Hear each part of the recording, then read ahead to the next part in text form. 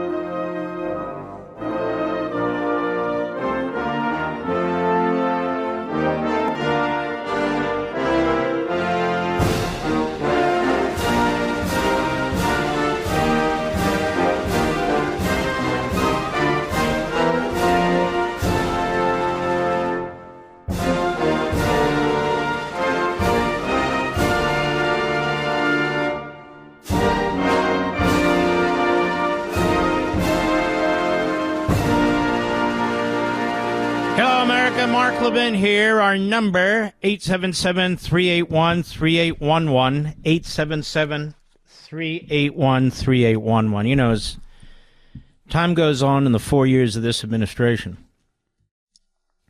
it's more important than ever that you're with me. Several months ago, Westwood and I signed a contract to extend what I do here for 5 years, starting in February 1st. Which is just a few days away. It overlaps with the 4 years, obviously, of this administration. And I think you're here, and we're uniquely positioned, you and I, to explain these things, how they go on, and why what so much that's being done is the massive ruling class, power-hungry effort to hold on to what they have. Donald Trump has come in and he has said, look, we got to slash government. We got to control the bureaucracy. There's so many things we have to do. People voted for him. This is what they want. You know, we did the same thing with Reagan. We've done this from time to time, but they don't allow the people's will to take hold. It's that simple. We have a massive, ubiquitous federal government with departments, administrative agencies, divisions, units, offices that just get funded over and over and over again, and they just grow and they grow and they grow. Then we have a civil service, many of whom are members of a union, public sector union, which just grows and grows and grows, protects and protects and protects everyone and anyone who pays dues, which is overwhelmingly supportive of the Democrat Party in their, not just their donations for campaigns, but in their rulemaking and in their efforts to sabotage a president like Donald Trump. We have a Congress that has delegated enormous power to this fourth branch of government that doesn't even exist in the Constitution. They've delegated an enormous amount of power. The vast majority of laws that are made in this country are not made by your representatives. They're made by bureaucrats. Bureaucrats working with special interests. Bureaucrats working with NGOs, non-governmental organizations. Bureaucrats mostly working with leftists in one form or another. Behind your back, in the shadows, off the radar. That's not representative government. It's tyranny by another name. And they've delegated to this bureaucracy the power of lawmaking, of making fines, criminal penalties. They've delegated to this federal bureaucracy the ability to determine what kind of appliances you'll have in your home, what kind of an automobile you'll drive, what kind of engine the automobile will have, and on and on and on and on. Donald Trump says that's enough. We're going to get our hands around this and get it under control. This thing's on autopilot. Even worse, it's getting bigger and bigger. It's self-consuming, if you understand what I mean. It just keeps consuming and consuming, hence the Leviathan, as Thomas Hobbes called it in his famous book. Well, famous to some of us. Now, part of the problem goes back to a book I wrote, my first book, Men in Black. Men in Black was about the Supreme Court, but Men in Black could have very easily been about the federal judiciary, period. And so the federal judiciary views itself as an arm of this massive centralized government, and it does whatever it can to protect it. To protect it. This massive federal government has its prosecutors, it has its administrative lawyers, it has its civil lawyers, it has its appellate lawyers, it has its antitrust lawyers, thousands and thousands of federal lawyers on the payroll. To do what? To advance the federal government. To smother the rest of us. So Donald Trump says we're going to do some things here, and what happens? What happens? These so-called nonprofit organizations, these legal foundations, or Democrats using other litigators, they've been lying in wait. And this has been their plan. We spoke about this several months ago. That is to litigate everything and bring it in front of friendly judges. And they have a lot of friendly judges, a lot of them, in most of our cities. They went to Seattle to go to an old man, a federal judge. Oh, he's appointed by Reagan. Was never a Reaganite. It's a liberal criminal defense lawyer who I'm told is arrogant, stubborn, and that's what he demonstrated. So he puts in a temporary restraining order on birthright citizenship. Gives it no serious judicial attention, dismisses it as blatantly unconstitutional. Now we have another judge, Washington, D.C. And let's go through this, because these federal district judges, ladies and gentlemen, are going to be the counter to the election. See, they rely on the unelected parts of the government, as I've been writing about and talking about for 25 years, writing about longer than that, but in book form. When they lose elections, they go to the bureaucracy, they go to the courts, the unelected parts of the government, which they own. They pretty much own both. They pretty much own both. To stymie an election that they lose, or to support an election that they win. Federal district judge, writes NBC News today, granted an administrative stay in a case challenging the Trump administration's planned freeze of federal aid, pausing the plan for a week and setting a hearing for further arguments next Monday morning. The order only applies to the pause of disbursements and open grants, Judge Loren AliKhan said, and it doesn't get into the legality of the freeze, instead just giving the court more time for briefings. Now, what's new about this news story right up front, Mr. Producer? Don't they usually say the judge's affiliation? Who the judge is appointed by? Right. Except when it comes to these radical left-wing judges. I believe this guy's a Biden judge. You want to quickly Google it, Mr. Producer? Just guessing. Because I've never heard of this judge before.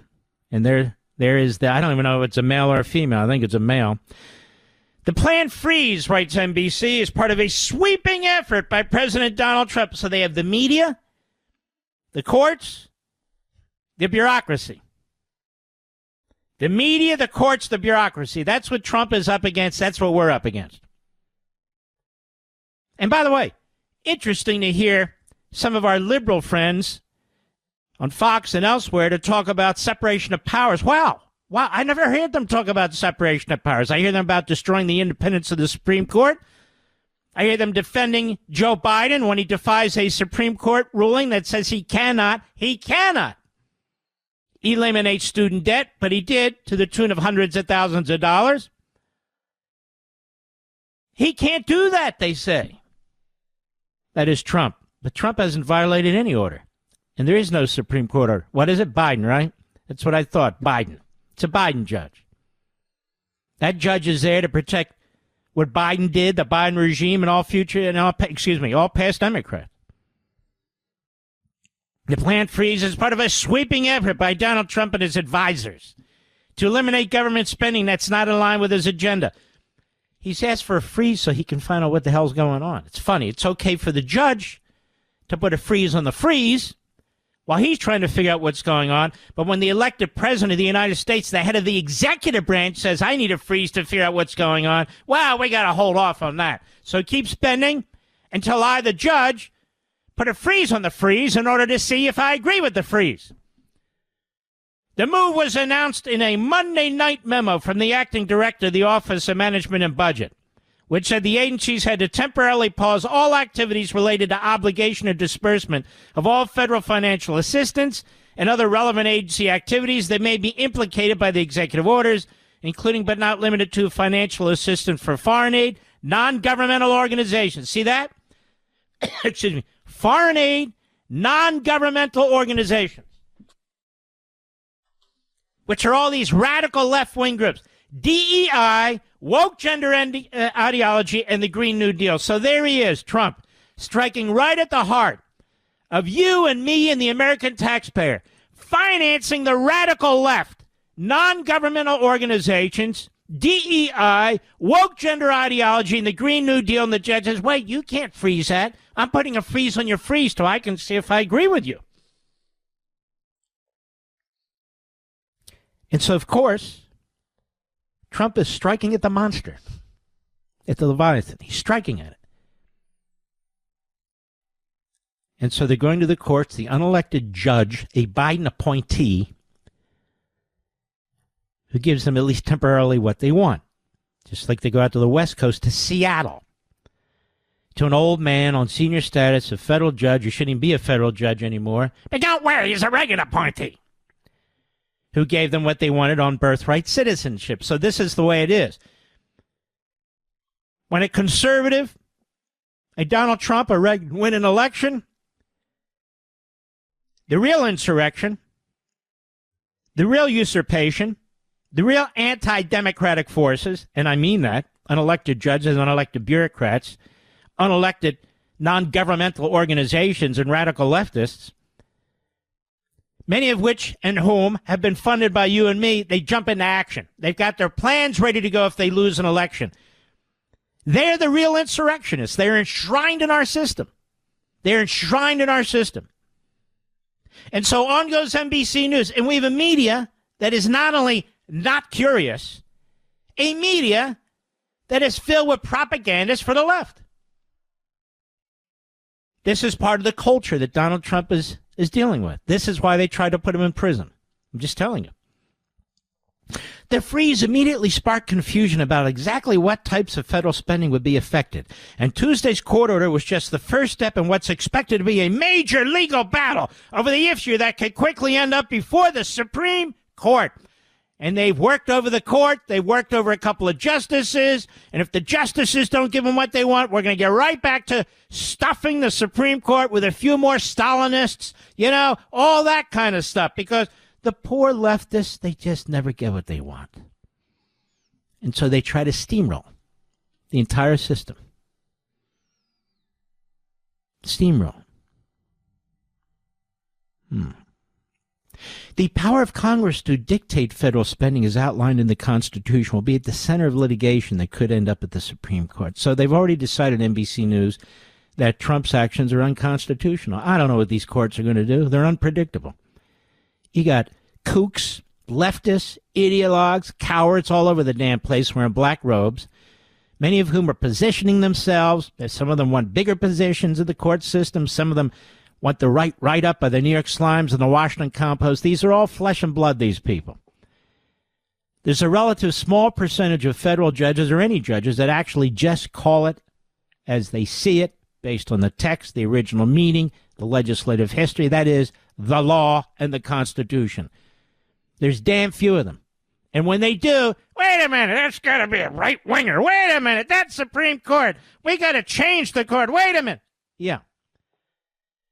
While they're busy yelling about Trump doesn't have this power, Joe Biden used the bureaucracy, used his so-called power to change our entire economy, to change our energy system, to change our border and immigration system, to change our educational system, to change science. Men are men and women are women. No, they're not. He didn't do any of this by legislation. Not one damn whit of it. And yet, now the Democrats are saying, wait a minute, only Congress can dictate federal spending. And they've got their judges and they've got their bureaucrats. And they've got some cowardly Republicans on the Supreme Court, namely the Chief Justice and Barrett, his lapdog. We'll see how this goes. I'll be right back. Mark Levin.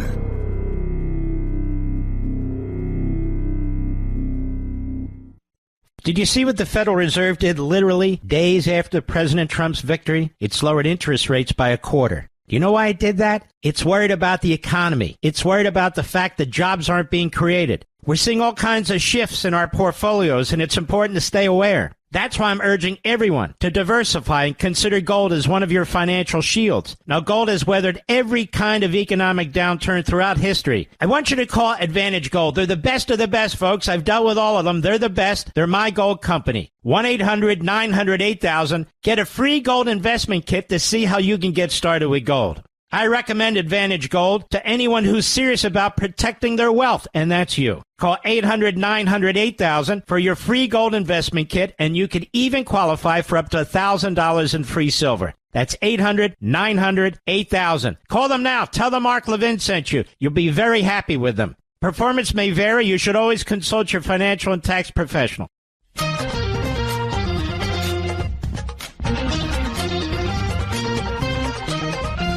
Let me tell you who this judge is. This judge has been on the bench about a year and a half. And this is from Wikipedia. On May 3, 2023, Biden announced his intent to nominate AliKhan to serve as a U.S. District Judge of the U.S. District Court in D.C.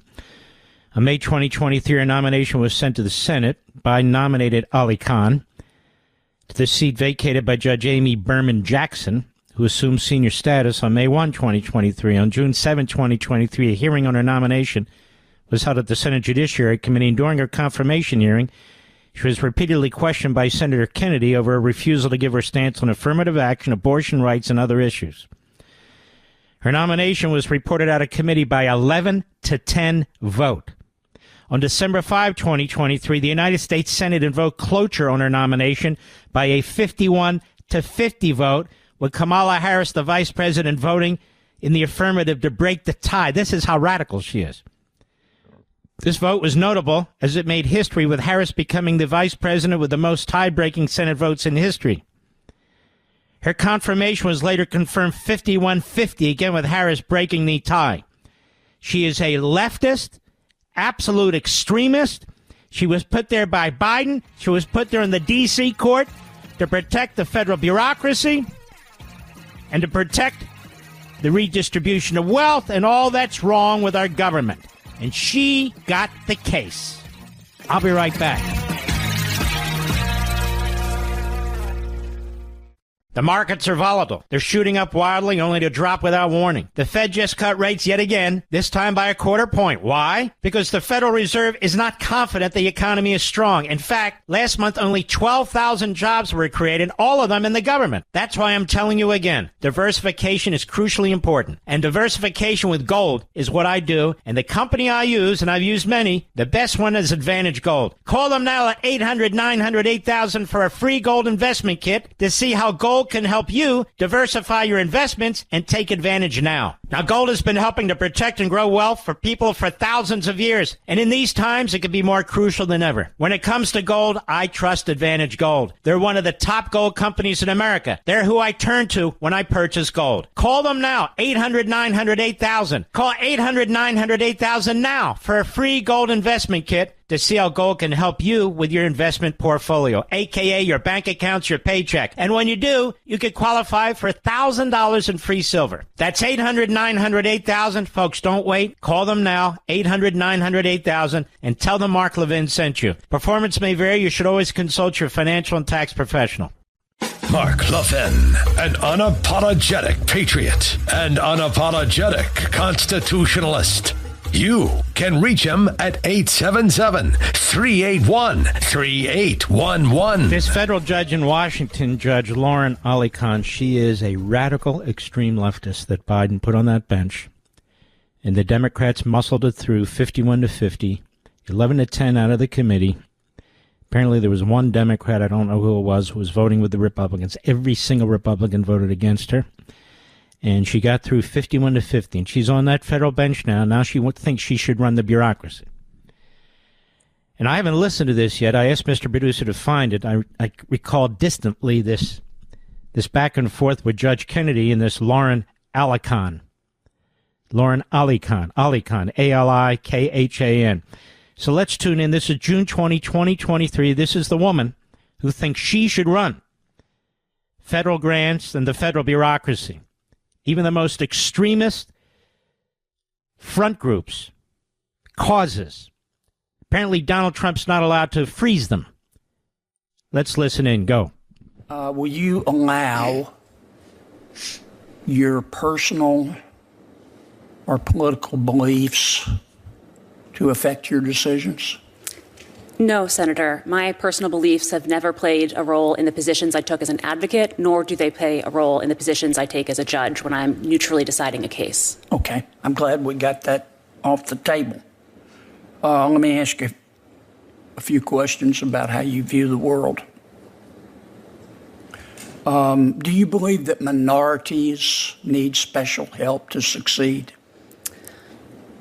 Senator, that issue is currently pending before the U.S. Supreme Court. Yes, ma'am, but we just established that you're not going to let your personal opinions affect your decisions. You're going to follow precedent. Absolutely. I will follow whatever precedent comes from the Supreme Court. So let's talk about your personal opinions, which will be irrelevant to your position on the court. Do you believe that minorities need special help to succeed?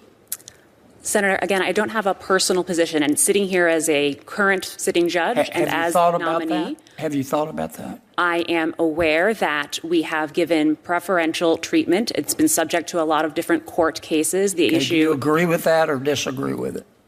It's not a question, Senator, of whether I agree or disagree. I apply the law as it comes before me. You're being confirmed to the federal bench, and presumably you're a critically thinking person. I'm just asking you what you believe. Let me ask you one more time. Do you believe that minorities in America need special help to succeed? It's a very simple question. Senator, to the extent policymakers have enacted laws that provide protections, do you agree with those policymakers? I am not a policymaker, and as a sitting judge, it is... You don't have an opinion, or you're just not going to answer. I don't want to waste more time if you're not going to answer. Senator, as a sitting judge, it is inappropriate for me to comment on my personal views. No, it's not. We've already established that you're not going to let your personal beliefs interfere with your decisions, so I think you ought to tell us what your personal beliefs are. Do you believe in systemic racism? Senator, again, that's a question for sociologists and academics. I take you don't have an opinion. You never thought about it. I take each case as it comes before me on the individual facts. What is systemic racism? My understanding is that it's a sociological theory that racism plays a systemic role. But beyond that, I'm not an academic. I'm not a sociologist. I am a judge, and I apply the facts and the law to the cases that come before me. Right, but you don't have an opinion. No, Senator, I do not. Do you have an opinion on anything you'd like to share with us? Senator, as a sitting judge, it's inappropriate for me to comment on any personal views I might hold. Not. Because I would not established. The first question I asked you was, your view of the world does matter. If you never thought about the world, if you never thought about these issues, you're not qualified to be a federal judge. And I think you ought to come here and answer. I think all of you should come here and answer them forthrightly. If I ask you, let me ask you one last question, and I will quickly, Mr. Chairman. Do you believe you sit on the District of Columbia Court of Appeals? Is the District of Columbia Court of Appeals systemically racist? Senator, as a sitting judge, I think it would be inappropriate for me to comment. I can say all of my colleagues take the cases open-mindedly. But do you think it's systemically racist? I don't think that it is, Senator, but I also don't know if I'm qualified to give that type of assessment. Well, you sit on the court, right? That's enough. She'll be qualified in her own mind now to be a queen. That is, to make all the decisions for the Trump administration, for the voters. Now she's qualified to do anything she wants. That's why they lie during these hearings. That's why he's pressing her. That's why he's actually quite brilliant, John Kennedy. And the way he does it is quite brilliant. It's entertaining, too, but it's brilliant. And you can see how quickly she's talking. She sits on what is uniquely a judicial system within the District of Columbia government. She's on the appellate court within the District of Columbia government. He knows she's a radical on abortion. He knows she's a radical on so-called affirmative action. He knows she's a radical, period. So does every single Republican in the United States Senate, because they all voted against her, every single one. And they needed Kamala Harris to get her through. 51-50, and there she sits. Loren AliKhan, who's now sitting there to decide whether the groups that she likes and supports that she would not discuss, whether the policies that she likes and supports are to be funded. You see, Donald Trump's coming in. He's saying, all right, let's put our foot on the brake or at least tap it. I want to look over all this stuff, see what I can and cannot do. And she just told him today, you don't get to do that. In fact, I'm the one who gets to do that. I'm going to tell you, I'm going to tell the whole country that your executive order is now on hold. I'm freezing your executive order, which freezes this spending because you want to look at it. I am freezing your executive order because I want to look at it. Now that's pretty damn radical. Pretty damn radical. That's Judge Loren AliKhan. And we're going to have a lot of Judge Loren AliKhans throughout this process because it's an amazing thing. Even though courts are supposed to use what's effectively considered a lottery system for the appointment of cases to judges, it just always seems to be that the leftists get the judges they want. Whether it's the attempt to put Donald Trump in prison in Washington, D.C., whether it is a circuit court panel in Washington, D.C. that has two knuckleheads, radical leftists, whether it's the judge in Seattle on senior status, the old guy just happens to be picked, they forum shop. And the judges know they're forum shopping. And if there's a majority of judges and they have the chief judge in that district wants them to forum shop. That's how it works. And so you have a conspiracy of the left, the bureaucracy, the advocacy groups, and the judges. And this is what we're going to face. It's hard enough to win an election. And then look at this sort of stuff. It's crazy. But this is what's going on. And that's why this government needs to be cut way back. Because they don't care about elections. They don't care if Donald Trump's elected president. They don't care if he issues an order. They don't care. And then you'll have some boneheads on our side, like former federal prosecutors and others, where their experience is in a very narrow lane, and yet they think they know a lot. Well, they know a lot because they read prior cases and they listen to other scholars and everything, but they don't know a lot from their own experiences. And so they'll be telling you that when Donald Trump makes a recess appointment, that violates the Constitution. Well, not anymore. What the Democrats are doing with the Appointments Clause actually violates the whole notion of the Appointments Clause. To use it as a tool to prevent a president from filling the top levels of his government, that was never the purpose of the Appointments Clause. So he responds with a recess appointment. My God, what is he, a dictator? And I did a whole show on this. How those who write such things are as stupid as they sound. And now we have this. He's impounding funds. He didn't impound a penny. He said, I'm going to hold the monies until I can figure out what's going on here. What the prior administration did. Whether these monies were compelled by statute, whether they were discretionary, I need to take a look at this. We just got here. No, you can't do that. You do what the prior administration did. See, this is how you got an election. This is how you got policies and priorities. And everybody who voted for Trump and everybody who cares about the size of the government, everybody who cares really about separation of powers should be appalled by what this radical left-wing judge, AliKhan, did.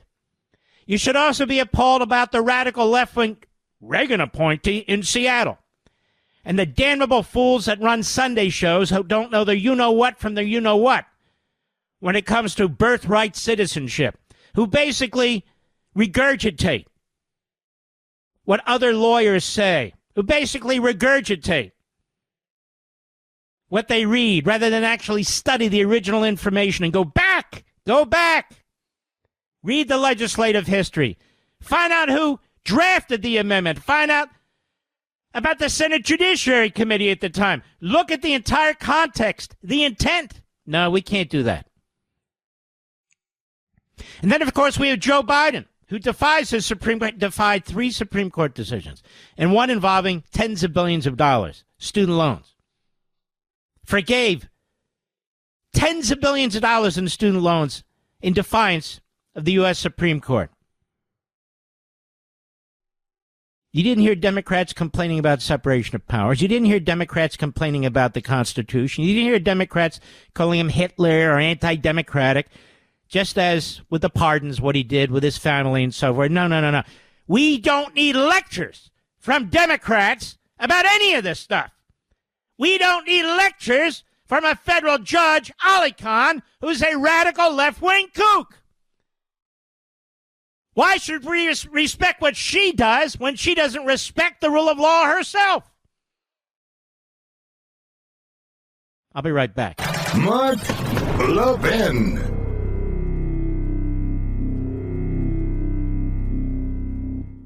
Did you see what the Federal Reserve did literally days after President Trump's victory? It's lowered interest rates by 1/4. Do you know why it did that? It's worried about the economy. It's worried about the fact that jobs aren't being created. We're seeing all kinds of shifts in our portfolios, and it's important to stay aware. That's why I'm urging everyone to diversify and consider gold as one of your financial shields. Now, gold has weathered every kind of economic downturn throughout history. I want you to call Advantage Gold. They're the best of the best, folks. I've dealt with all of them. They're the best. They're my gold company. 1-800-900-8000. Get a free gold investment kit to see how you can get started with gold. I recommend Advantage Gold to anyone who's serious about protecting their wealth, and that's you. Call 800-900-8000 for your free gold investment kit, and you can even qualify for up to $1,000 in free silver. That's 800-900-8000. Call them now. Tell them Mark Levin sent you. You'll be very happy with them. Performance may vary. You should always consult your financial and tax professional.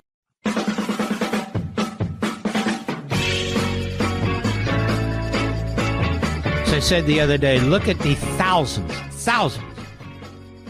of murderers, rapists, pedophiles, you name it.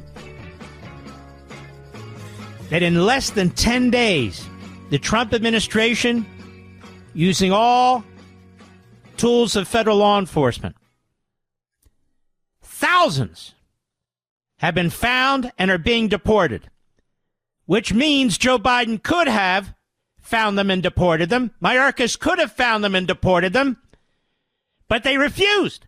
Murderers, rapists, pedophiles in our own communities. And you actually have Democrats who are governors, who are members of Congress, that don't have a problem with it. You actually have people in the media sick, like Joy Reid, mentally ill, bigots, and she's not alone, saying this looks like the 1930s Germany. It's an amazing thing how the left and the Democrats hate Israel, hate the Jews, embrace Hamas, embrace the Hitler Youth in our streets. You keep referring to 1930s Germany. They don't realize, or they do, that they're looking in the mirror. Over at Right Scoop, President Trump's new Secretary of Defense, the great Pete Hegseth, just dropped the big investigation on General Milley and nixed his security clearance in detail. According to Fox News, Hegseth has ordered the Defense Department Inspector General to investigate, and this is important, if we get civilian government back, to investigate Milley related to President Trump's first term, which could result in Milley being demoted and stripped of a star. Here's more from Jennifer Griffin.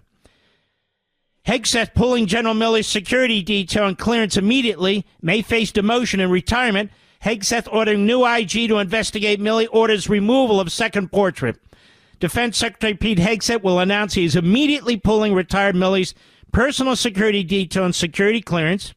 The Secretary is also directing the new acting Inspector General to conduct a review board to determine if enough evidence exists for Milley to be stripped of a star in retirement based on his actions to, quote, undermine the chain of command, unquote, during President Trump's first term, officials said. In my humble opinion, just one man's opinion, he absolutely did when he went around the commander-in-chief's back to talk to the head of the communist Chinese military and to tell him, don't worry, we're not going to strike first, and I'll give you a heads up if Trump's doing this, that, or the other. Wow, oh, wow, oh, wow.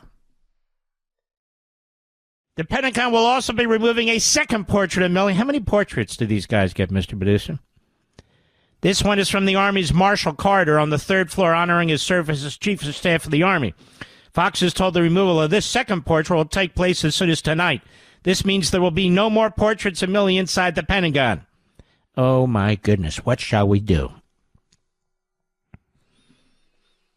Now, the article at Fox News rights group doesn't necessarily explain the basis for the investigation, but suggests Milley hated Trump when he was president and told Bob Woodward that he thought Trump was a fascist to the core. In his new book, War, Bob Woodward writes General Milley told him at a reception at the Willard Hotel in Washington on May 6, 2023, he believed Trump was fascist to the core. Milley was still serving in uniform as chairman of the Joint Chiefs of Staff when he reportedly made the remark. Woodward wrote that Milley shared with me his worries about Trump's mental stability and control of nuclear weapons in a previous book. Yeah, there's no way this guy should be head of the Joint Chiefs. There's no way. Donald Trump was not a threat to use nuclear weapons. Donald Trump is the least likely president to do that. When the leader of ISIS was killed in a daring raid carried out by U.S. Special Operations Forces in Syria in October 2019. Trump praised Milley, they write. In their book, Peril, Bob Woodward and Robert Costa wrote that General Milley called his Chinese counterpart on 2 occasions in the final months of Trump's first term, warning him the U.S. military had no plans to strike China in a bid to avert tensions between nuclear-armed countries. Now, Trump was not going to do that, but Milley undermined the commander-in-chief. The commander-in-chief. And you know what? For that, he deserves to lose a star. And then he self-righteously positions himself as helping to protect the country. And by the way, under him also was the debacle in Afghanistan, the disaster in Afghanistan. If the guy had such righteous and moral purposes, you would have thought he would have resigned over that. But no. He had to hang around in order to trash Trump, the prior president. We cannot have generals like this who do what Milley did in real time, undermining the commander-in-chief with our biggest enemy, the communist Chinese. That's just absolutely unacceptable if you believe in civilian government. I'll be right back. This segment of the podcast is exclusively sponsored by Pure Talk. Pure Talk offers great coverage and can save your family money on your wireless bill every single month. Go to puretalk.com to find the plan that's right for you. Thank you again for listening, and thank you so much for this sponsorship, Pure Talk. He's here. He's here. Now, broadcasting from the underground command post, deep in the bowels of a hidden bunker, somewhere under the brick and steel of a nondescript building, we've once again made contact with our leader, Mark Levin. Hello, America. Mark Levin here. Our number, 877-381-3811. Hello. 877-381-3811. The International Criminal Court, we've talked about this before. The judges are a mixture of Islamists and Marxists. They hate America. They hate Israel. and they bow to the demands of the South African government, which is thoroughly Marxist and anti-Semitic.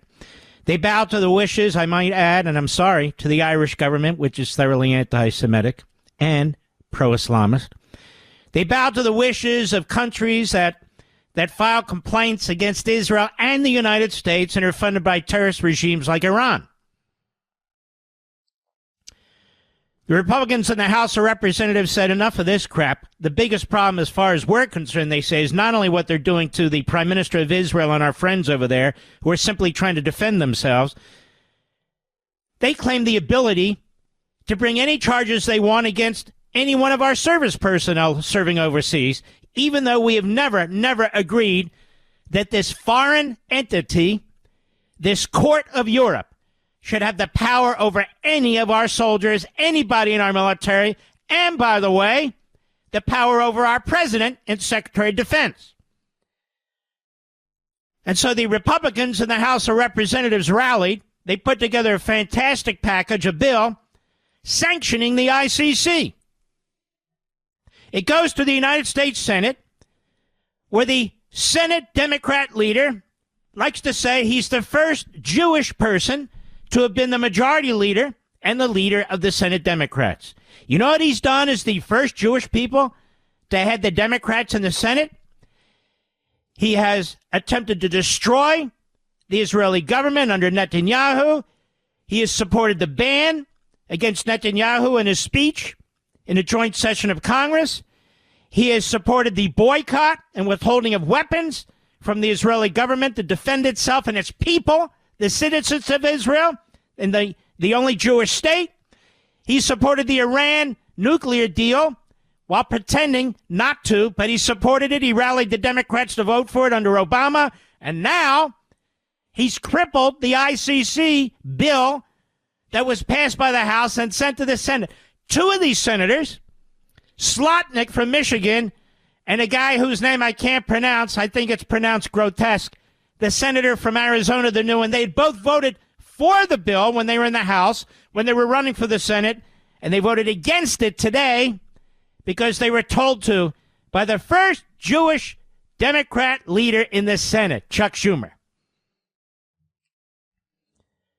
The irony of this is that we have Gentiles, Christians, who are fighting harder for the state of Israel than Chuck Schumer. And not just him. You have a little bastard there that comes out of Georgia who inherited all his money. There's another one.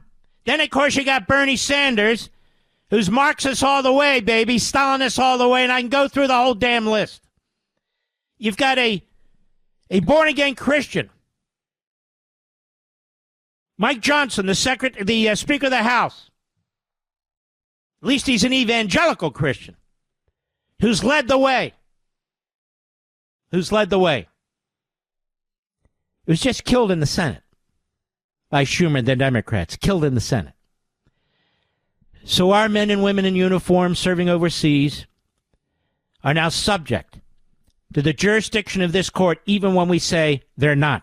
Our president and commander-in-chief are now subject to the jurisdiction of the court, even when we say they're not, thanks to Schumer and the Democrats.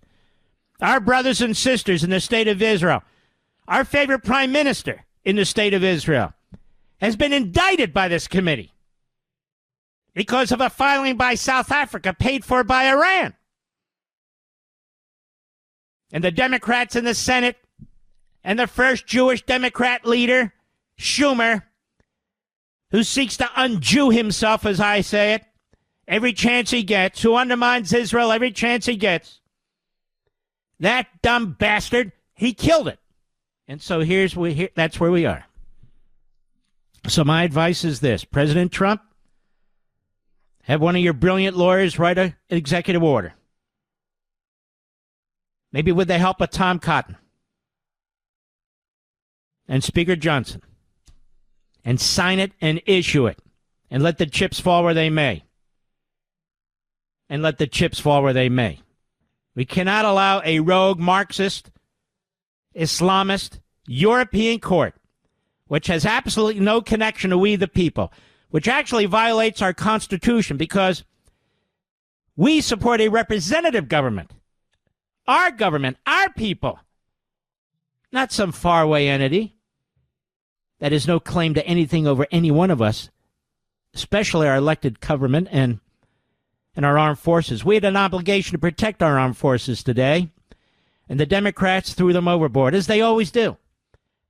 As they always do. So I wanted you to be aware of that the Democrat Party, under the tutelage of Chuck Schumer, who's busy unjewing himself and un-Americaning himself, may I say, I'll coin a phrase, who thinks it's okay for the Yanks, for the men and women in our uniform, who fight for us, who take orders from the United States government, be subject to the jurisdiction of a Marxist-Islamist court in Europe. Can you imagine that? Boy, do they hate this country. Boy, do the Democrats hate this country. They defend the murderers and rapists who come into this country illegally. They claim any effort to try and remove them is like Hitler's Germany. How sick are these bastards? Very. In fact, Joy Reid over there at Comcast, ladies and gentlemen, which owns NBC and MSNBC, and keeps promising they're going to spin off MSNBC, when in fact they renewed and extended Joy Reid's contract. Joy Reid, who's America's biggest bigot, and there are many, but she's the biggest. And I dare anybody to defend her. White, black, in between. I dare you. I dare you. She is a absolute bigot. She used to take off against gay people. She used to take off against black people who didn't agree with her. Of course, she takes off against white people, who's anybody who's not black, apparently. She is a vile, poisonous cancer in the body politic, and Comcast continues to pay her salary. Comcast, your cable company. Many of you. Here she is on MSLSD yesterday. She has no governor on her big mouth. She's nobody to tell her to tamp it down. I mean, she's like the Acosta, if you will, of CNN. More on him later. Looks like Jim Acosta. You know, once you're not on CNN or MSNBC, there's nowhere to go. It doesn't get any lower than that, does it, Mr. Producer? Airport radar and sonograms. That's all that's left for you. Here's Joy Reid. Cut one, go. 80 years ago today, Stalin's Red Army walked through the gates of Auschwitz and uncovered the true inhumanity and evil of the Nazi regime. Millions of men, women, and children murdered, thousands more starved, beaten, humiliated, and robbed of their dignity. The extermination of Jewish people, Poles, Roma, Soviet prisoners of war, gay people, and others was no secret. It happened in broad daylight. Excuse me, it was a secret to many in America because the New York Times covered it up. You're an ignoramus on top of everything else.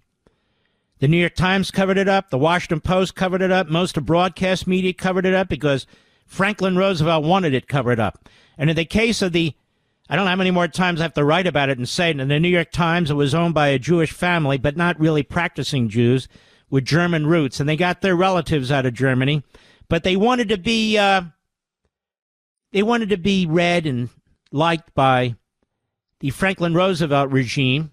They didn't want to come across as too Jewish, like writing and speaking out against the extermination of an entire group of people was apparently too Jewish for the New York Times.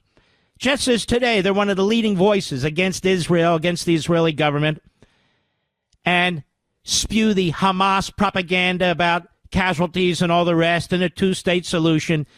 It is a diabolical newspaper, which is why nobody subscribes to it anymore except for ignoramuses. This is why people detest MSNBC. Joy Reid lays out the case, and inaccurately so, by the way. She says everybody knew. Well, unfortunately, not enough. But the point is this. She's going to lay this out as an excuse to attack Trump. Trump! Go ahead. Well, do it. Well, with the support of millions of ordinary Germans who just wanted Germany to be great again, and business leaders who initially thought they could control him, plus a cadre of devout political allies willing to do whatever he said for the sake of power. A new piece by The Atlantic lays out how Hitler ended a German democracy and installed a dictatorship with blinding speed and entirely constitutional measures. In that period, Hitler emerged... Entirely constitutional measures. He helped burn down their parliament. What the hell are you talking about? I don't even know what The Atlantic's talking about. Entirely constitutional measures? No, he didn't. He defied the Constitution. He weaseled his way into the government. That's what he did. Adenauer was an old man. The country had gone broke. And so in order to keep the majority, he brought the Nazi party in, which was his big mistake. And from there, Hitler took power. He burned down the Reichstag. These people, they think they know history. They don't know crap. No, he followed their constitution, don't you know? Like Donald Trump. You know, like Donald Trump. They're like Donald Trump. Go ahead. Imprisoned for staging a coup. His rage and xenophobia gained followers after the financial ruin of World War I. And what else did he do? You big dumb bigot. What else did he do? Well, he comes into power, ladies and gentlemen, and he reads a book on eugenics that was written by a big-time Democrat lawyer, one who was promoted by Woodrow Wilson, who had been a Democrat president, going on about how you can improve humanity, how you can rejigger human nature. It was a racist book on eugenics and how eugenics, that's basically sterilization and extermination, how it should be used against black people and other people they called idiots. That was the first book that Adolf Hitler translated into German and distributed it throughout the German Empire. Written by a Democrat. One of Woodrow Wilson's favorite lawyers. How come she doesn't mention this? Because she's a fraud and a fink and a phony. That's why. And I'm sure Adolf Hitler would have been very excited about abortion on demand. I'm sure he would have funded it the way he pushed eugenics. Oh, yeah, I'm sure of it. But we can't go there, can we? No. Come on, that's a choice. That's a choice. Go ahead. Helped get him selected as chancellor.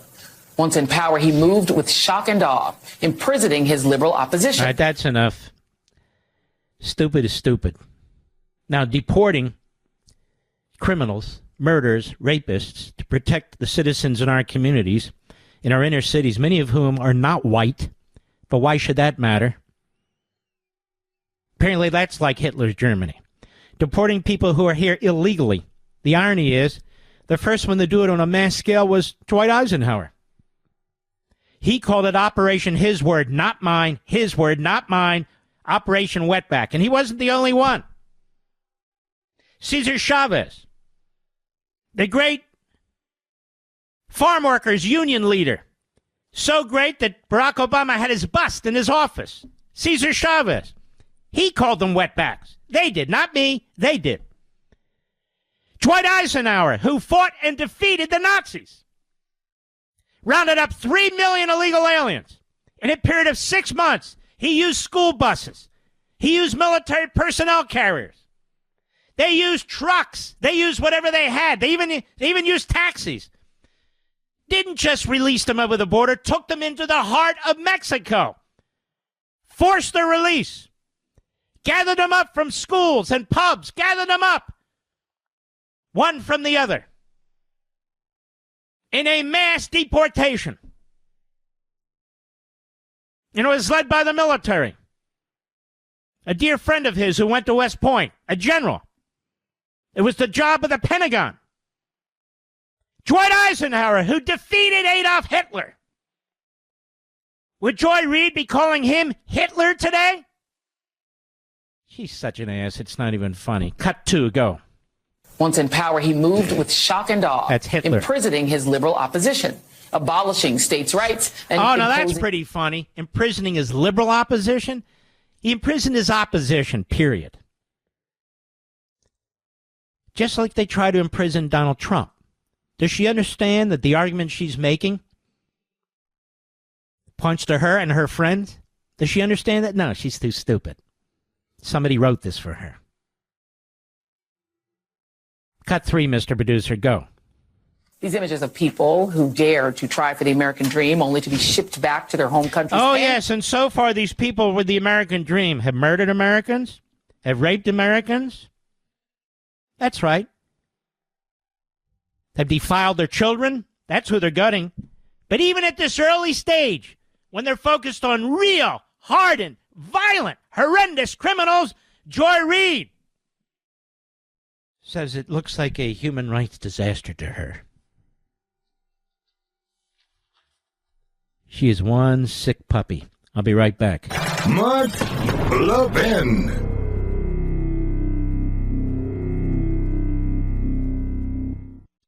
This country was founded on freedom. Freedom from a country that forced us to buy overpriced tea, then try blockading us when we dumped their tea into the ocean. How'd that work out? Well, it's time to throw your overpriced big wireless contract overboard, too. You don't need to pay $100 a month per person just to get a free phone. Pure Talk, my cell phone company, says no to inflated prices and gimmicks. With a qualifying plan of just $45 a month, you can choose a free iPhone 14 or a free Samsung Galaxy with qualifying plans. And yes, this is for a premium service. Unlimited talk, text, 25 gigs of data, and mobile hotspot at a fraction of the price of the big three. All on America's most dependable 5G network. Get your free iPhone 14 or Samsung Galaxy with qualifying plans by visiting puretalk.com/Levin today. Switching is easy. Again, that's puretalk.com/LEVIN to claim your free iPhone or Galaxy with a qualifying purchase from Pure Talk. America's wireless company, my wireless company.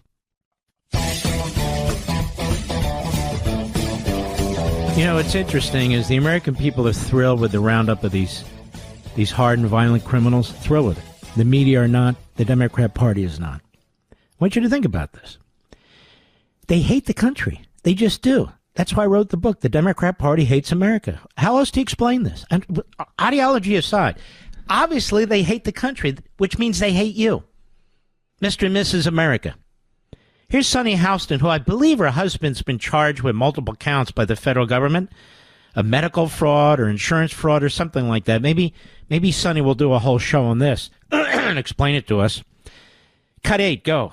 So 87% support deporting criminal undocumented migrants. Yes, I don't know anybody in the world. I don't know anybody in the world who wants to keep the criminals. I don't know anybody. Oh, you don't know anybody in the world. Is that Karen there, Mr. Producer? Karen. Oh, yeah, there's a lot. Whoopi Karen, or Karen Whoopi. Yeah, there's a lot of people who do. Maybe you're just not listening. Go ahead. To be focused. Can I say something? Because, we keep on talking about criminals and immigrants being criminals. And I just want people to understand what the facts are and the stats are. Is that undocumented immigrants are much less likely to have committed crimes than American citizens. What does this have to do with anything? We're talking about those who have committed crimes. So what does that have to do with anything? This is a deflection. It's deceit. It's phony. First of all, I don't know what stats she's looking at. I've seen stats all over the place. But why does it matter? We have Venezuelan gangs in here. We have MS-13 gangs in here. We have murderers and rapists in here. We have pedophiles in here who wouldn't be here if the border was secured. Nobody here is saying that this country doesn't have people like that. Our prisons are full with them. And if Sunny Houston had her way, our prisons would be emptied with them, right? Because she's a kook. She's a kook, and she's married to a guy that's been charged with, is it medical fraud or insurance fraud? It's all right. She's a fraud. Be right back.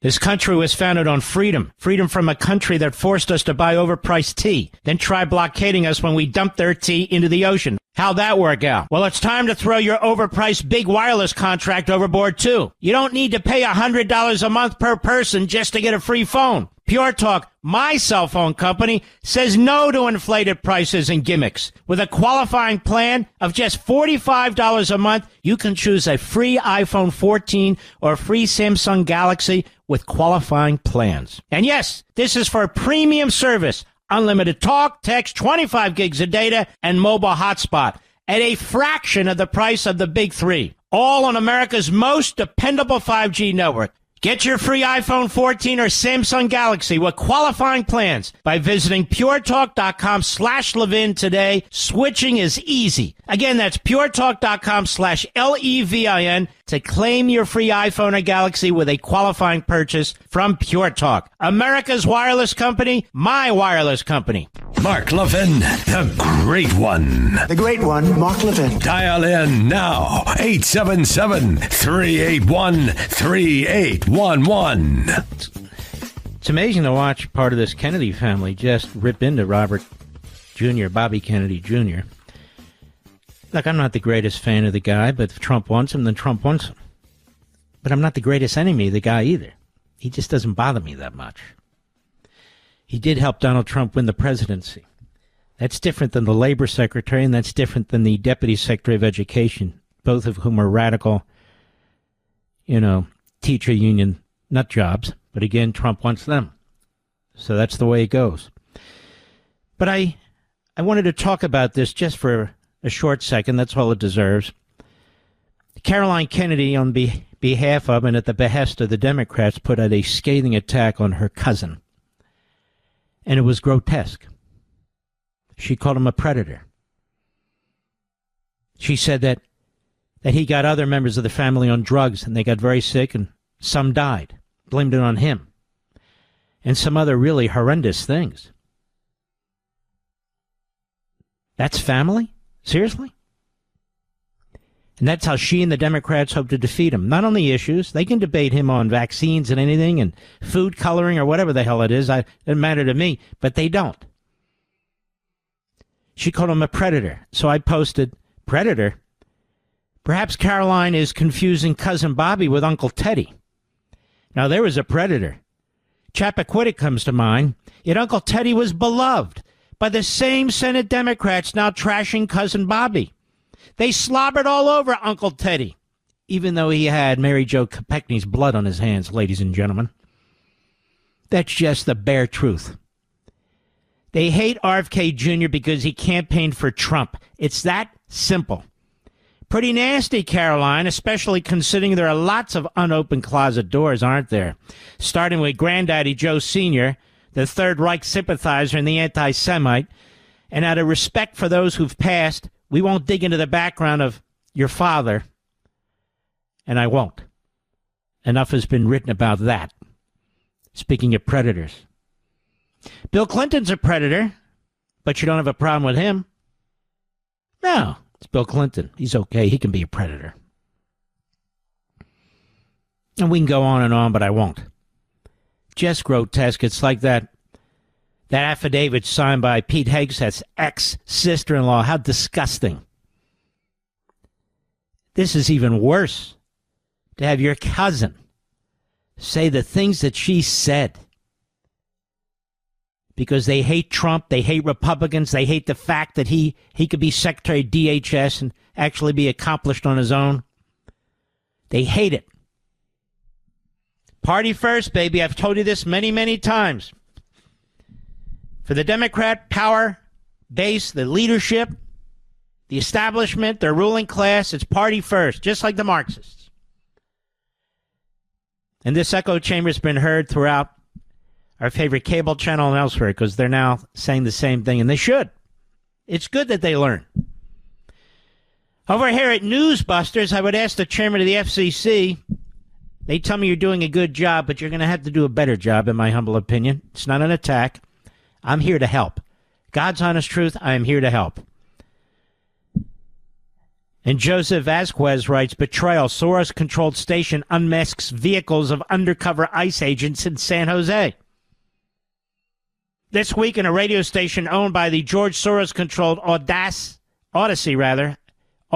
outrageously identified the vehicle whereabouts of Immigration and Customs Enforcement ICE agents operating in San Jose, which is known for violent gang activity. CBS 740 AM, not to be confused with the Los Angeles CBS affiliate, elevated the insane unmasking of ICE agents from the leftist Rapid Response Network, which fights against deportation initiatives, during the January 26 edition of KCBS Radio Weekend News. But to make matters worse, anchor Brett Burkhart gave exact descriptions of the vehicles the ICE agents were reportedly using, including specific locations. News Nation confirmed January 27 the agents were conducting an operation in the area around that time, meaning their cover was potentially blown. Post-Millennial senior editor Andy Eng noted the agents were allegedly working undercover. KCBS, in effect, put law enforcement officers at risk, serious risks, while an operation was ongoing targeting violent criminal foreign nationals. So I circle back to the chairman of the FCC. What have they done, or are they doing anything about how Soros has acquired these stations, particularly the 200 or so stations that violated their own processes? He even said so on my program. Violated their own processes to acquire stations like WPHT in Philadelphia. That needs to be examined. We cannot allow lawlessness, in whatever form it was in the bureaucracy and the Biden regime, to stand, because lawlessness begets lawlessness. That's what it does. You know, I can't think of any time in our history where we literally have the vast majority of the American media cheering for murderers, rapists, and pedophiles. And those brave men and women in ICE, in the Border Patrol, in the DEA, in the ATF, and others coordinating, the FBI, to try and remove these predators, these human cancers from our neighborhoods. And you have the media on MSNBC, on CNN, in the slimes and the compost, and the rest of the usual reprobates and platforms, cheering for the violence. This is why you can see why they embrace Hamas, while they claim they don't, but they do, against Israel. They have no morality, these people. They have no ethics. They are vile people with microphones, with TV cameras, that the massive corporatists who own these various media outlets, they permit them to continue. You know, all this talk about Comcast spinning off MSNBC, they haven't done a damn thing. Nothing. Sickening. Do you realize there were almost 60 million people who watched that football game Sunday night, Mr. Producer? And we still had 2 million people watching my show, which is a massive number. And I'm proud to say, but getting football out of the way, and I love football season, so I get it very much. You know, more and more of you will be able to watch the program live, and I think that's a great thing. I do these programs for you. For you. Look at this, Mr. Producer. Half of British Jews consider leaving due to anti-Semitism. Many don't see long-term future, so they need to and want to leave France. They need to and want to leave Britain. So what happened, America? There were thriving Jewish populations in both of these European countries. I'll tell you what happened. The Second Muslim Crusade happened. And in this case, by Muslim, I mean the jihadis and the Islamists. And this is something, if you actually read some of the English interpretation of what some of the terrorist leaders are saying, this is what they've intended to do, to conquer the West through immigration. I call it revolution by immigration. And there are other entities trying to do the same thing. The Communist Chinese. You've got racist ethnic front groups pushed by, tenured professors in our own country and other countries that seek to do the same thing. That's why handling immigration properly is very, very important. Open borders is a disaster. That's why we have people in our streets praising Hamas and Islamic Jihad and the Muslim Brotherhood. Actually praising 9/11 as well as October 17th. The enemy is here. The Hitler Youth is here. The real Hitler Youth. The Islamo-Nazis are here. The Marxists who back them up, they're here. They populate our colleges and universities and many of our communities. And it's only getting worse. They're funded by Qatar, who I understand is our best friend now, doing God's work in the Middle East to ensure that 3,000 terrorists are released as well as the hostages. Qatar. And Saudi Arabia, whose role in 9/11 has never been fully exposed. They're our friends too, don't you know? That's right. We got people flying all over the place, kissing the ass of these people. But it's the Jews and the Israelis and Netanyahu. They're the ones who are just so stubborn. They actually want to keep their country. They actually want to keep their ancestral homeland. They actually want to keep the place where Judaism was first born. Can you believe it? They want to keep the places where God spoke to patriarchs and matriarchs. They want to protect the Holy Land. They want to protect the ancient sites of the Jews and the Christians. The hell's wrong with these people? They want their people unmolested. They don't want people killing them, raping them, beheading them. What's wrong with these people? Don't they know their place? So the pressure's on Netanyahu, the greatest leader that modern Israel has ever had, probably ever will have. He's the problem. Not the terrorists in Gaza, not the terrorists in Lebanon, not the terrorists in Yemen, not the terrorists in Judea and Samaria, a.k.a., as they call it, the West Bank. No, they're not the problem. Not the military dictator in Egypt, not the phony king in Jordan, not the other phony king and his son, the prince in Saudi Arabia. No, it's the elected democratic government of the Jewish state. They just won't give in. They just want to survive and live and have boundaries that they can protect. What's wrong with these people? So Britain, in many respects, has been taken over by the worst of the worst. They have a massive scandal there, the cover-up by the current prime minister, who is a real lowlife. A real lowlife. What a puke. Who covered up these mass gang rapes by Pakistani Muslims. Obviously not all Pakistani Muslims, but Pakistani Muslim gangs, many of them first generation, selling British girls into slavery, sex slavery. It is a massive scandal now. And then you have in France, where people who are Jewish, check that, where people who are not Muslim dare not go into the suburbs of Paris. See, it's different there. It's the suburbs of Paris, or you won't come out. And of course, you have in other parts of Europe, you have the Israeli soccer team that goes there, and what happens? You have a pogrom. You have a pogrom, chasing down the soccer players, the fans from Israel and everything else through the streets of Amsterdam. Oh, yeah. So what's happened? And it's happened in our own country. You've had this crusade that's taken place. Now, CAIR knows what I'm talking about. The Hamas terrorist-supporting group called CAIR that celebrated October 7th, right in our midst. This is an organization that supports the Democrat Party, and the Democrat Party supports CAIR. Can you imagine that? Can you imagine that? The same Democrat Party that's protecting murderers, rapists. Look, nobody wants them. Yeah, well, you do. Joe Biden didn't get rid of them. The Democrat Party didn't get rid of them. It took Donald Trump, the man you called Hitler, to protect our communities, to follow the rule of law. I'm sick of these dumb bastards on TV. Sick of them, all of them. And so, Britain, really, the birthplace of modern-day democracy, is no longer safe for Jews. France, which was a foremost defender of Judaism for a period of time, is no longer safe for Jews. Columbia University and these major institutions, many of which were built by Jews, are no longer safe for Jews.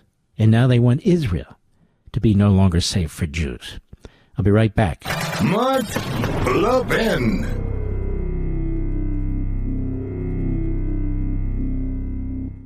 This country was founded on freedom. Freedom from a country that forced us to buy overpriced tea, then try blockading us when we dumped their tea into the ocean. How'd that work out? Well, it's time to throw your overpriced big wireless contract overboard, too. You don't need to pay $100 a month per person just to get a free phone. Pure Talk, my cell phone company, says no to inflated prices and gimmicks. With a qualifying plan of just $45 a month, you can choose a free iPhone 14 or a free Samsung Galaxy with qualifying plans. And yes, this is for a premium service. unlimited talk, text, 25 gigs of data, and mobile hotspot at a fraction of the price of the big three. All on America's most dependable 5G network. Get your free iPhone 14 or Samsung Galaxy with qualifying plans by visiting puretalk.com/Levin today. Switching is easy. Again, that's puretalk.com/LEVIN to claim your free iPhone or Galaxy with a qualifying purchase from Pure Talk. America's wireless company, my wireless company.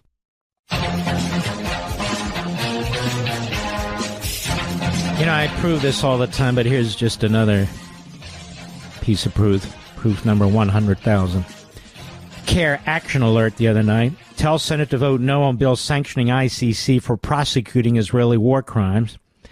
So CAIR puts out this massive alert to all of its Muslim and Marxist friends, and they contact the senators. They say all senators, especially Democratic senators, who often tout the importance of respecting human rights and international law, must oppose the House bill sanctioning the International Criminal Court, and it goes on and on. And so the Democrat Party is attached with CAIR, the Hamas front group that celebrated October 7th, that is filled with Jew-hating, American-hating Islamists and even jihadists, attached at the hip with Chuck Schumer, the first Jewish Democrat leader in the Senate, and the rest of the slime balls in the Democrat Party in the Senate. This is what, Mark, why don't you become attorney? You really think I should sit up there and listen to these bastards? I can't stand them. We have a killer power hour. Hour number 3. We'll be right back.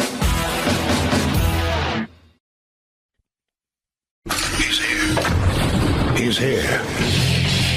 Now, broadcasting from the underground command post, deep in the bowels of a hidden bunker, somewhere under the brick and steel of a nondescript building, we've once again made contact with our leader, Mark Levin.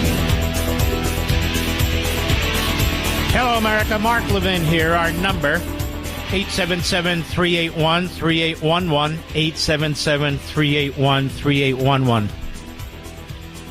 Well, this long national nightmare is over. Jim Acosta. Now, the only thing is nobody actually watched his show. He had horrendous ratings. Even for CNN, I think it was the bottom of the heap. And the reason is he's an arrogant, and he's very arrogant, and he has no reason to be arrogant. He's quite stupid and obnoxious. There's ways to question a president, even aggressively, without being stupid and obnoxious. But Jimbo doesn't know that way. So where will he go? Ask me if I care. But he wanted you to know something on the way out. And since none of us watch him, almost nobody watches him, now I will reveal this to millions of you. Guess why? Because I will use him as a foil and as a comedy tool. Cut 19, go. And I just wanted to end today's show by thanking all of the wonderful people who work behind the scenes at this network. There's more people who work behind the scenes at the network than are watching you. Go ahead. Show. And after giving all of this some careful consideration and weighing an alternative time slot CNN offered me, I've decided to move on. No, they decided you would move on. Why do you think they offered you midnight, for God's sakes? They offered him midnight, Mr. Producer. Now, you know what's funny? If he were really good, he would take midnight and he'd make something out of it. Like I could make something out of midnight, Mr. Producer, don't you think? You got these comedy guys on these other networks. Make something out of it. You don't have to do comedy. I mean, you have Johnny Carson who made something out of it. It was 11:30 at night. He said, let me do it. They did it. But this guy, you know, he's used to being fed like a caged veal. You know, he wants to be treated differently. Go ahead. The nearly 18 years I've spent here doing the news, people often ask me if the highlight of my career at CNN was at the White House covering Donald Trump. Actually, no. That moment came here when I covered former President Barack Obama's trip to Cuba in 2016 and had the chance to question the dictator there, Raul Castro, about the island's political prisoners. As the son of a Cuban refugee, I took home this lesson. You wouldn't know it, would you? You wouldn't know that he's a son of a Cuban refugee. Go ahead. To bow down to a tyrant. I've always believed it's the job of the press to hold power to account. I've always tried to do that here at CNN. And I plan on doing all of that in the future. One final message. Don't give in to the lies. Don't give in to the fear. Hold on to the truth. Well, therefore, he's saying don't watch CNN. Don't follow his career, such as it was or is. The lies and the fear. That should have been the CNN slogan. Lies and fear. And no viewers. Who's next? Anybody? Jake Tapper? Wolf Blitzer? The gals of CNN? Who's next? MSNBC? Comcast? When are you going to kick into action? You've got America's bigot, Joy Reid. Are you proud of that? Among others. What are you going to do about it? They're not going to do anything right away, I can tell you. That's for sure. Ever hear Professor Sadegh Zibakalam? Well, of course not. Neither did I. He's a very brave man.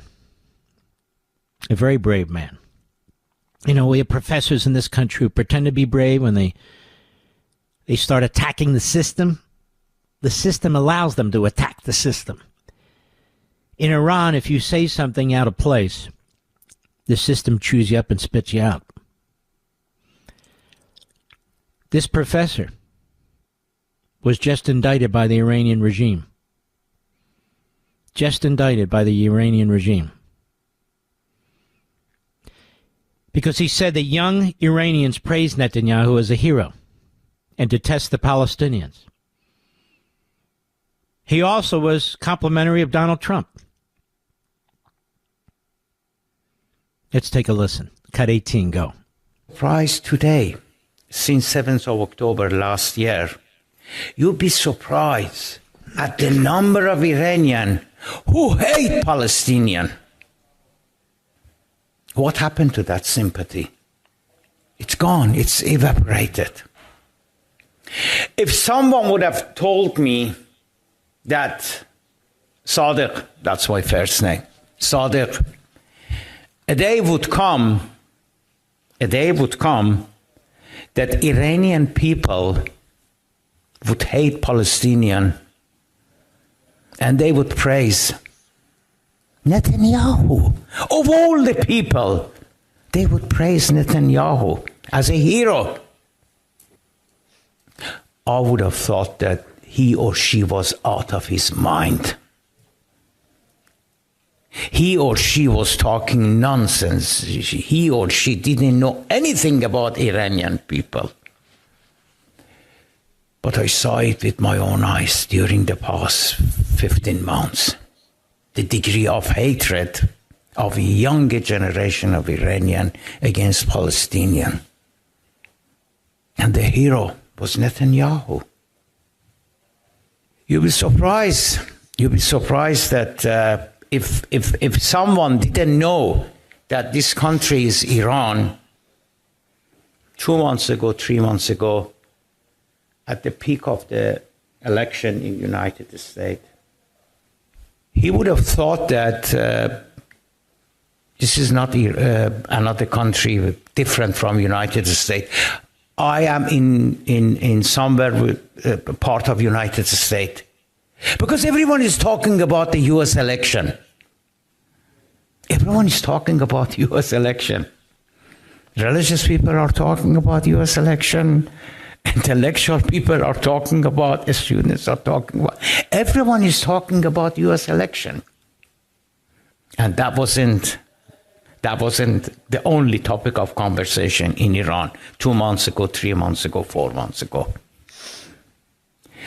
Everyone was hoping, everyone was praying that Donald Trump would win the election. Again, if that old woman, that gypsy old woman, told me that, look, one day, Iranian people would dream about the victory of someone called Donald Trump, who is anti-woman, who is anti-Arab, who is anti immigrant, who is anti-black, who is anti-this, who is anti-that. I would have thought that, oh, you don't know Iranian people. No, you're wrong. And I saw it with my own eyes what happened during the past 15 months. Now, this guy wasn't saying he's anti-Trump and Trump's anti. He said this is what they're saying about it. Enormous courage and insight that we didn't have, that the Iranian people view Netanyahu as a hero. And you see, they view him as a hero because Iran has never been weaker. They want him to finish off this regime. They want to be free again. The Iranian people are not Palestinians. The Iranian people are not Arabs. The Iranian people, prior to this 7th century revolution, in which these people shot their way into power, lived in an advanced society that was destroyed by this regime. This professor was simply speaking the truth. He's been now indicted by the Iranian government. Indicted by the Iranian government. Now, I will bet you haven't heard this anywhere. Anywhere. Friend and foe alike. Regardless of the platform. And yet this statement by this professor is so profound. The Iranian people are rooting for Netanyahu to destroy that regime. The Iranian people are rooting for Donald Trump, who has stood up to that regime. I hope the people who are surrounding the president, I hope his envoys, I hope his private communicators, I hope all of them understand that free people want the Iranian regime destroyed. They want those nukes taken out. That free people don't believe that the Palestinians should have a Palestinian state. They had one called Gaza. Because that particular culture has not gone through any type of reformation, as our friend Zuhdi Jasser points out over and over and over and over again.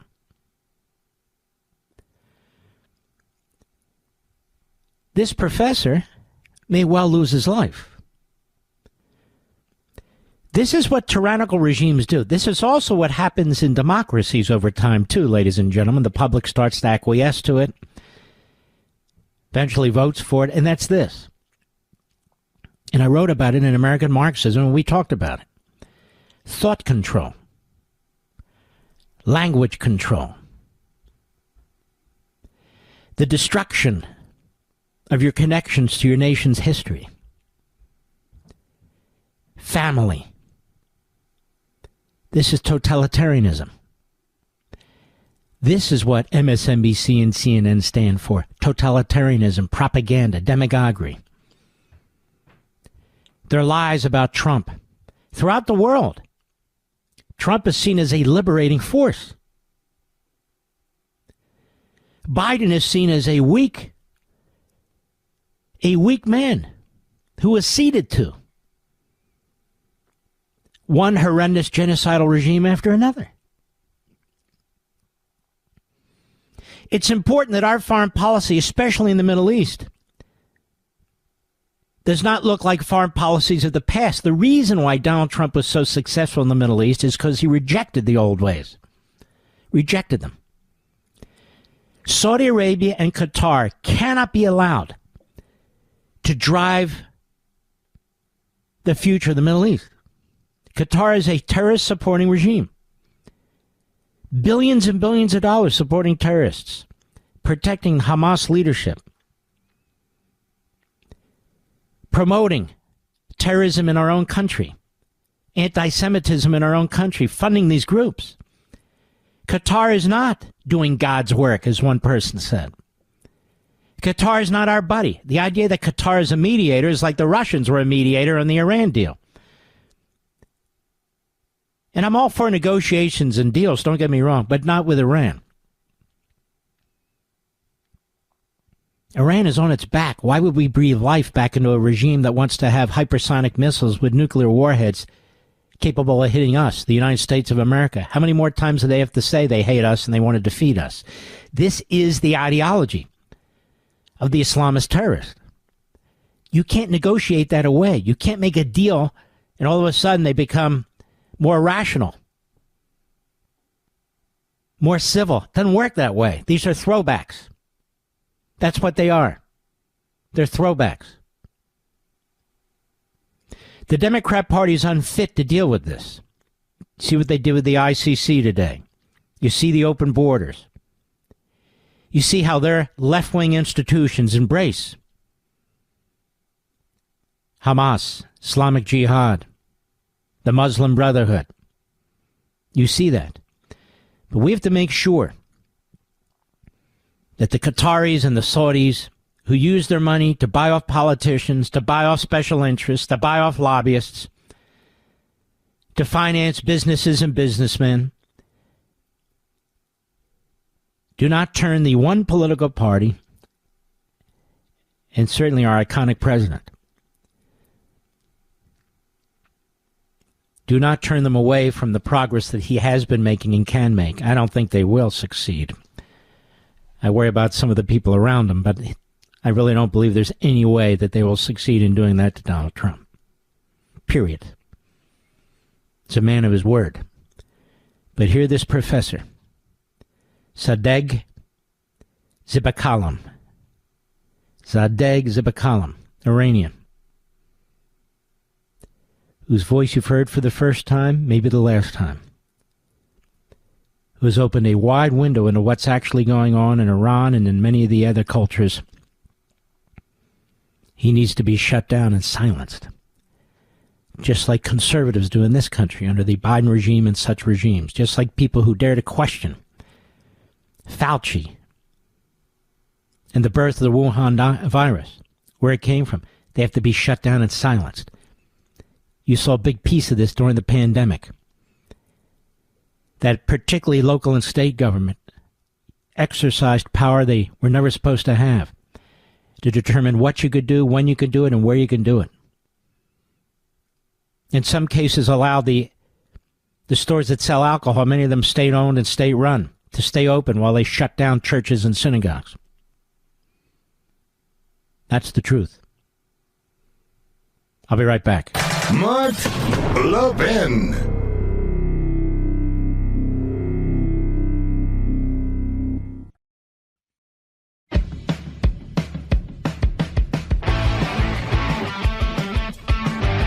Yes, indeed.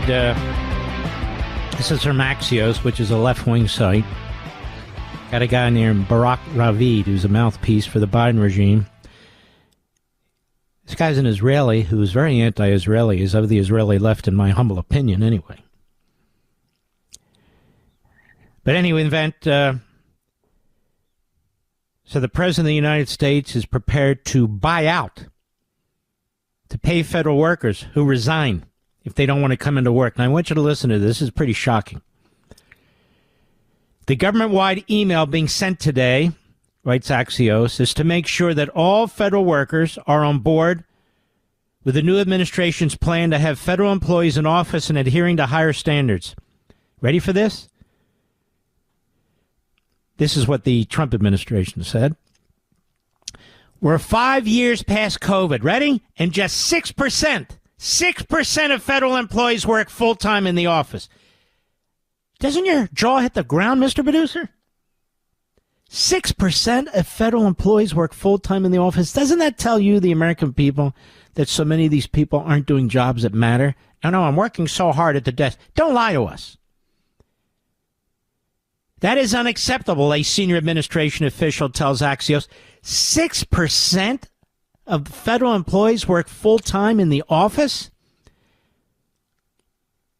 So the Trump administration is offering to pay federal workers who resign. I mean, Biden had no problem with this and so forth. And see, there's two classes of citizens. There really are. The federal bureaucrat and the rest of us.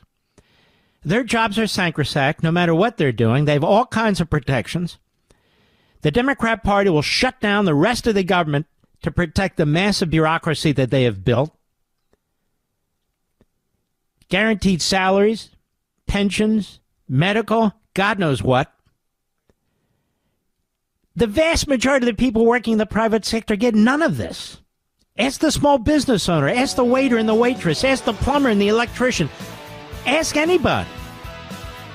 So Donald Trump is taking this on. There's a federal judge in Washington, D.C. that's trying to sabotage him. She won't have the last word. But I found that to be unbelievable. I'll be right back. Mark Levin, the thunder on the right. Call in now, 877-381-3811. This just broke at the New York Post literally 30 minutes ago. New York minority communities cheer ICE raids that rounded up violent criminal migrants. Quote, get them the hell off the street. New York City residents in Hispanic and black communities that supported President Trump in huge numbers in the 2024 election hailed Tuesday's local immigration raids that nabbed scores of suspected heinous criminals. Starting in the Bronx, where Trump support surged 35% between 2020 and 2024, heavily armed federal immigration agents stormed through the city, targeting migrants with warrants for murder, kidnapping, and other heinous crimes. Oh, but they look like the Nazis doing it, don't you know? Among those arrested, Anderson Zambrano Pocheo, 25, an alleged ringleader of the notorious Venezuelan prison gang, Agua, who immigration officers took into custody at the Ogden Avenue apartment in the Bronx. Oh, thank God they got him, said a resident who lives near the complex, visibly relieved the violent thug was taken off the streets. Get them the hell off the street. Get them the hell out of the street so people don't have to walk in fear, said Evelyn Brown, 80, a Bronx resident from Jamaica who voted for Trump. Take the damn bad ones away, she said. They must be racist, these black people, don't you think, Mr. Producer? I mean, anybody who wants law and order and wants murders, rapists, and pedophiles off the street, there must be something wrong with them, don't you think? See, ladies and gentlemen, all this skin stuff is crap. Soul, the heart, the brain, knows no color. People want to be safe. A resident of the Knickerbocker apartment complex in Washington Heights in deep blue Manhattan, where Trump gained 5% in 2024 over his 2020 showing, said he's happy to see some action being taken against criminals, but added that he still hopes some deserving migrant families are offered a path to safety. Yeah, that's a useless, stupid Democrat.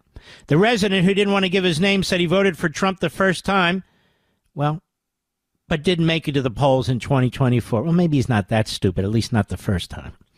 Too many people came over the border at once, and now it has to be a whole operation, he said of the raids. I don't want dangerous people on the street, especially if we're paying for it. People getting hurt on the street, why should they get a pass? But some of them are families.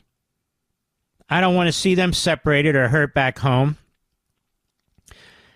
You know, if you break the law and you're here illegally, you got to go back home. It's the way it is.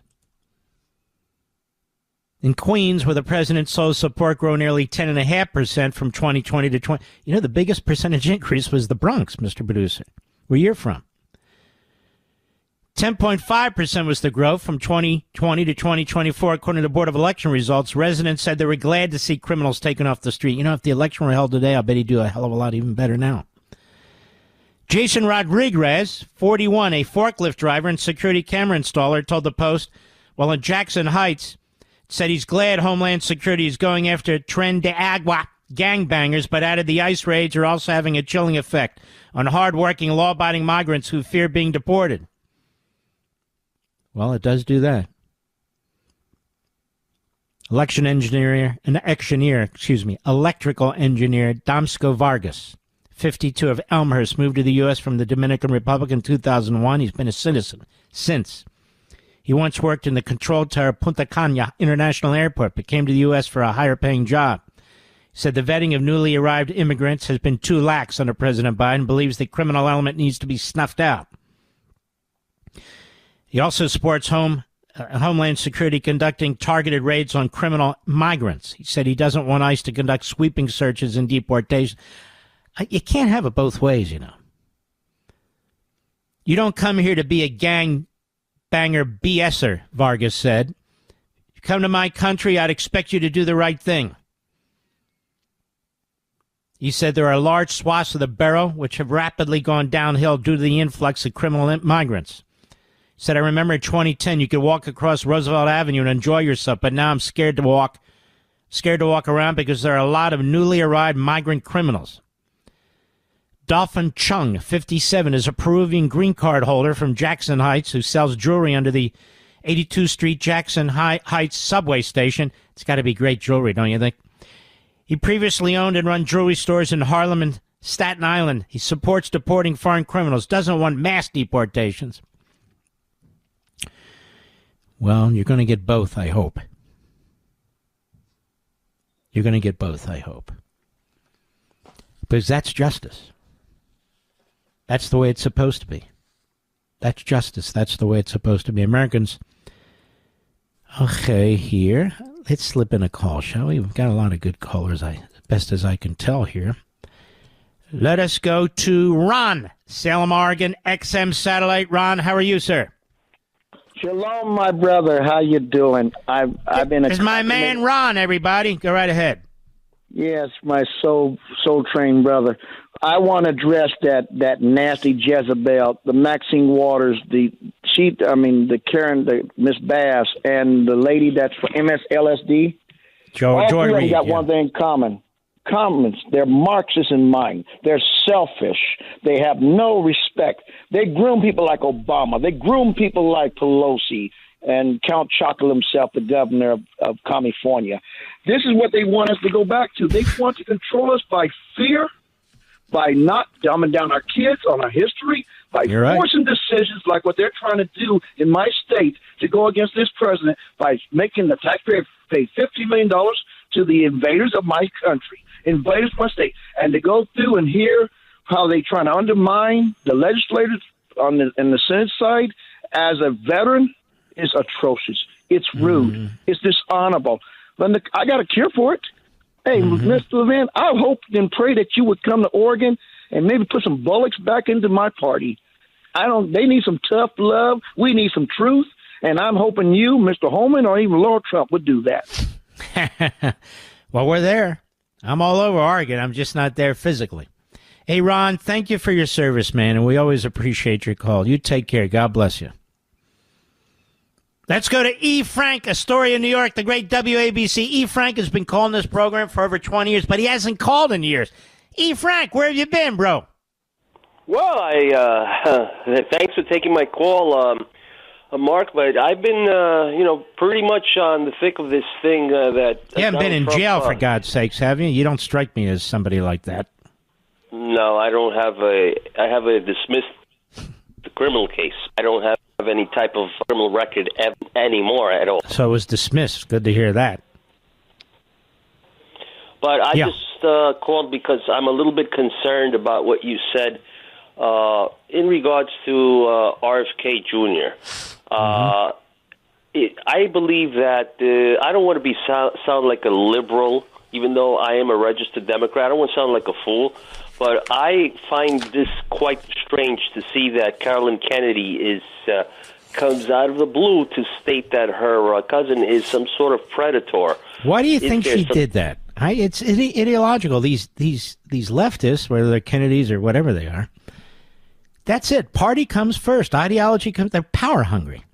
And he stepped out on the family. He stepped out, backed Trump, and that means he has to be destroyed, I guess. I assume that that's one of the reasons, but I also believe that there is other reasons behind her attacks now on him.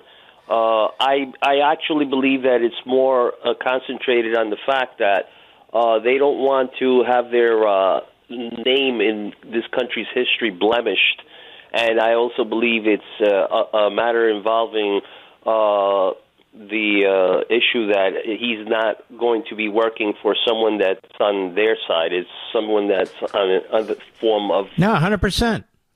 You're right. They don't want him, a Kennedy, identified with anything but Democrat politics. And look, they were perfectly happy with Uncle Teddy What Uncle Teddy did was really horrendous. Whatever RFK has done in his past, he's never done that. E. Frank, call again. We have to take a break. God bless you, my brother. We'll be right back. Mark Levin.